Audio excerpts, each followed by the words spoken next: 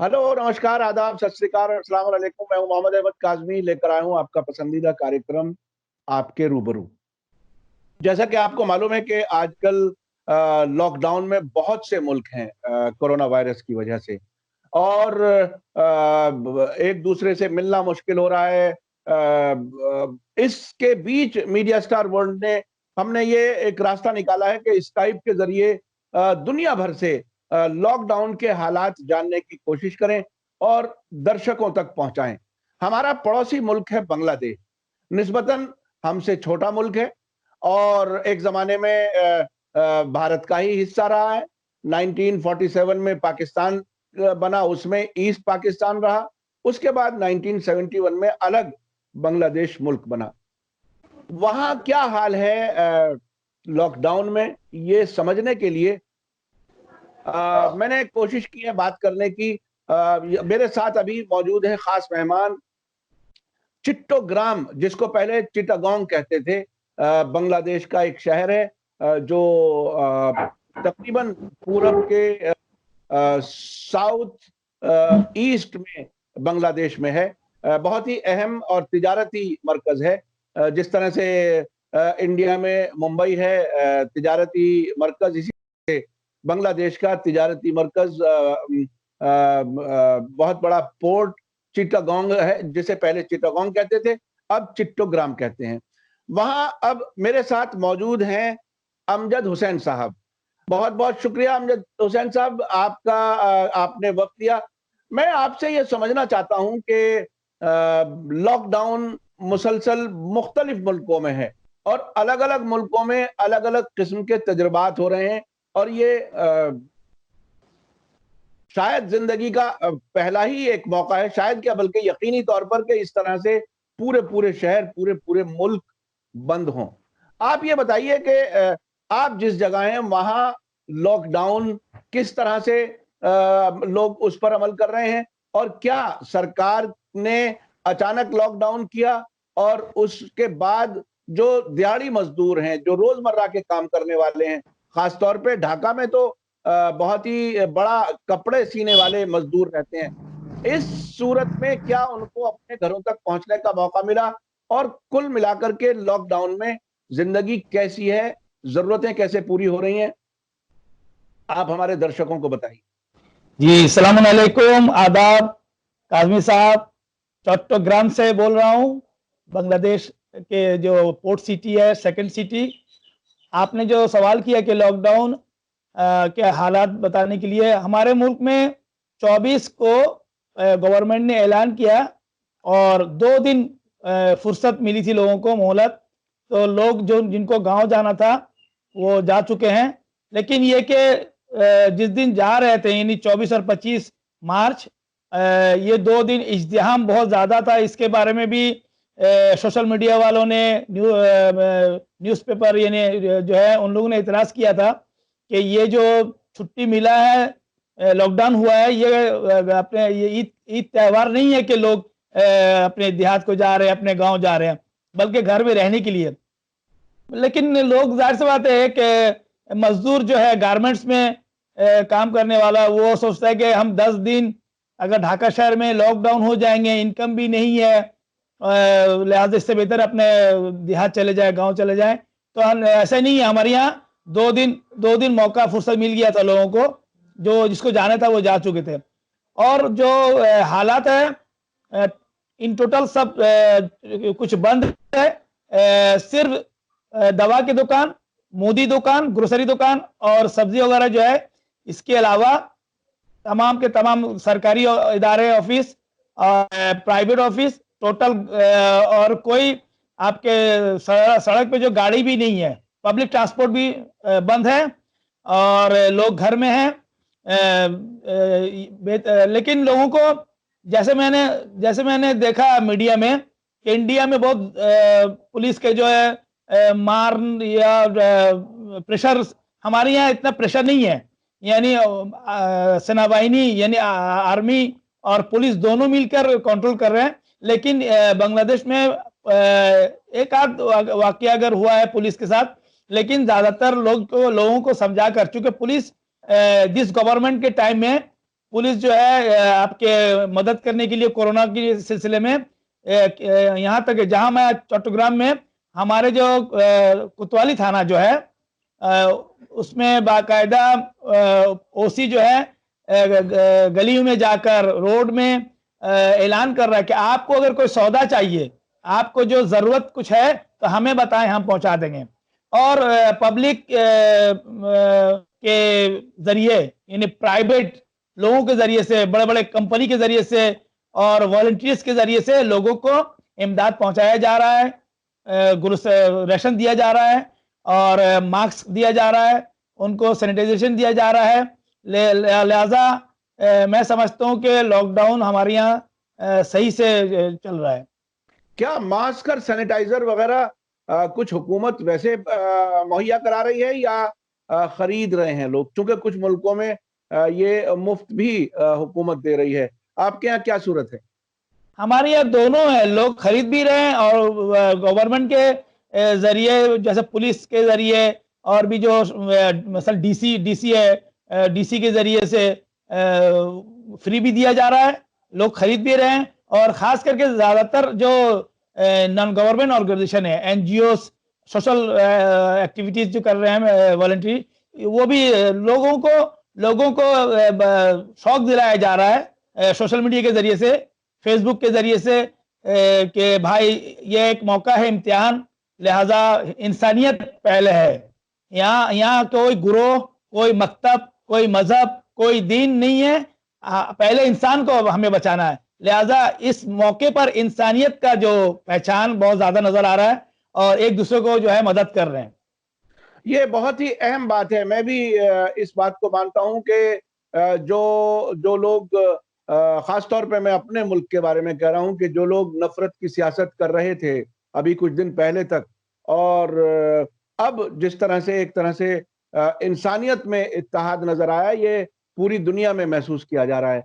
लेकिन एक बात बताइए कि क्या ये बांग्लादेश की राजधानी जो ढाका है, ढाका में सूरत हाल कैसी है? क्या लोग खुद अपने आप उनको समझ में आ गया है, या अब भी, चूंकि हमारे यहाँ भारत में कुछ ऐसे महल्ले, कुछ ऐसे इलाके हैं जहां अब तक भी लोग उसे संजीदगी से नहीं ले रहे, और वो बिल्कुल ऐसे बिहेव कर रहे हैं जैसे शायद वो कोई ईद की छुट्टियों पर हैं।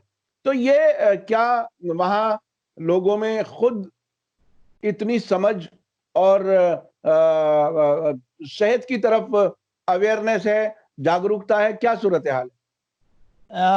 अल्हम्दुलिल्लाह, जो ढाका में भी लोगों को समझ में है और लोग खुद ही लॉकडाउन में हैं। आपको पता है कि बांग्लादेश जो है पॉपुलेशन और बहुत ही ज़्यादा लोग, ढाका शहर में 1 करोड़ से ज़्यादा लोग हैं। लिहाजा गवर्नमेंट के चूंकि इसके बारे में बहुत ज़्यादा बताया जा रहा है, ये गवर्नमेंट की तरफ से बहुत ये इम्पोर्टेंट जो है वो लोगों तक जो पहुंचाना बात को, ये हर रोज सुबह शाम तक, रात तक जो है आर्मी और पुलिस और मुख्तलिफ जरिए से जो है सिटी कॉर्पोरेशन के जरिए से ये लोगों तक पहुंचाया जा रहा है कि आप घर पे रहें, इलाज, कोरोना का इलाज है ये सोशल डिस्टेंस, ये बहुत इम्पोर्टेंस जो है और ये बताया जा रहा है लोगों को। तो लोग घर ही में हैं और मुख्तलिफ ऑर्गेनाइजेशन जरूरत की जो चीजें हैं लोगों का, वो उन तक पहुंचाने के लिए कोशिश किया जा रहा है।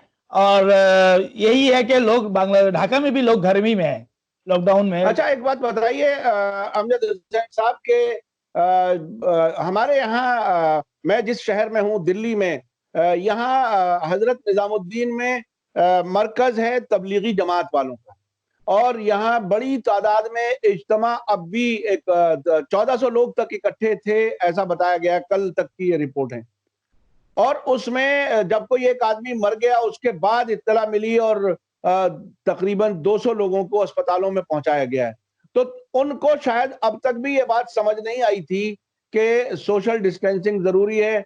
वो एक अजीब जो जो मजहब के बिल्कुल मुख्तलिफ और जिहालत भरे मानी निकाले जाते हैं कि अल्लाह बचाएगा, अल्लाह ही जिंदा रखने वाला है, उस तरह से उन्होंने बिहेव किया।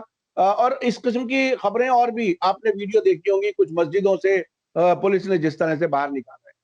तबलीगी जमात का एक बहुत बड़ा इज्तिमा ढाका के नजदीक होता है, मैंने भी वो देखा है।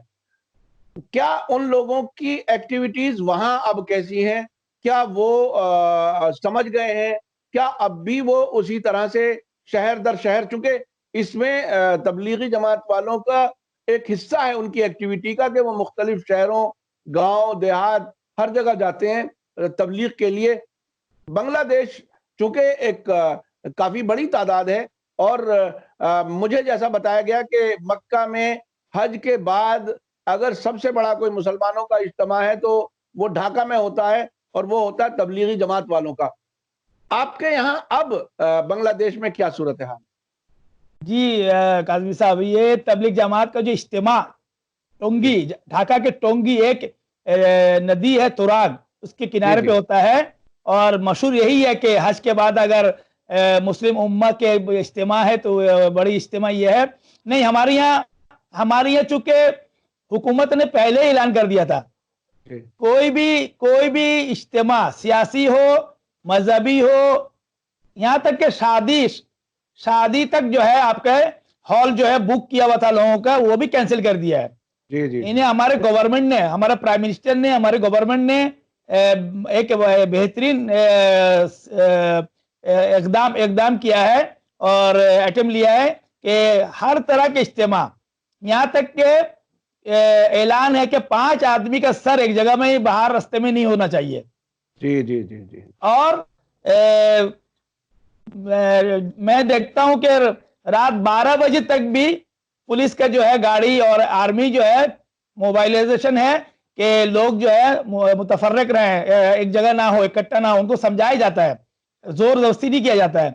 और तबलीग जमात वालों का भी इज्तिमा वगैरह, तबलीग का जो ग्रुप बनकर एक शहर से दूसरे शहर जाते हैं, एक मस्जिद से दूसरे, वो भी सब बंद है अभी। लेकिन हाँ, आपने जो इशारा किया है कि मुसलमान कुछ लोग जो हैं ये ख्याल करते हैं कि ये कोरोना खुदा अच्छा कर देगा, तो अच्छा करने वाला का मालिक खुदा है, लेकिन वही खुदा कह रहा है कि तुम्हें एहतियात करना है। डॉक्टर जैसे नबी क्या जो मुसलमानों के नबी है वो क्या डॉक्टर को नहीं दिखाया था, इलाज नहीं किया था? इलाज शर्त है, इलाज करना शर्त है। अल्लाह या भला करता है सभी को, यानी ऐसे नहीं, हर इंसान, हर दीन के लोग अकीदा रखते हैं कि भला करने वाला एक कोई है। तो इसका मतलब ये नहीं है, ये दलील नहीं है कि मैं जो है बेहतियात से चलूंगा, मास्क यूज नहीं करूंगा, साबुन से जो हाथ धोने की बात है, आपको एहतियात करना चाहिए। ये दीन में एहतियात शर्त है। ऐसा नहीं है कि जैसे मुख्तलिफ दुनिया में काबा घर में नमाज जमात बंद हो गया, मदीने में नमाज जमात बंद हो गई है, ईरान में मुख्तलिफ शहर में नमाज जमात बंद है। इसके मतलब क्या है कि ये वो बेदीन हो गए? नहीं, एक हुक्म अव्वली है, एक हुक्म सानवी है। जैसे आप बीमार होते हैं तो रमजान में रोजा आप पर वाजिब नहीं है, फर्ज नहीं है, बल्कि हराम है अगर कोई बीमारी की हालत में रोजा रखेगा। तो इसी तरह लिहाजा हमें भी हुक्म यही है कि जब बीमारी फैलेगा उससे इसका इलाज है कि सोशल डिस्टेंस, लिहाजा हमें चाहिए कि सोशल डिस्टेंस में रहें। और जो यानी दीन के जो एक्सपर्ट हैं, यानी हमारे अल्फाज में मुज्तहिदीन जो है, उनके एतबार से जो एक्सपर्ट यानी डॉक्टर जो कहता है उसको आप फॉलो करना वाजिब है, फर्ज है। बहुत बहुत शुक्रिया। अच्छा, इसमें यहाँ हिंदुस्तान में ऐसा हुआ है कि एक बड़ी तादाद, लाखों की तादाद लोगों की ऐसी है जो सड़कों पर है अब तक भी। 4-5 दिन हो गए, और अभी बहुत ही अजीब सूरत हाल है। उनको खाने पीने की भी परेशानी है, गांव तक नहीं पहुंच रहे।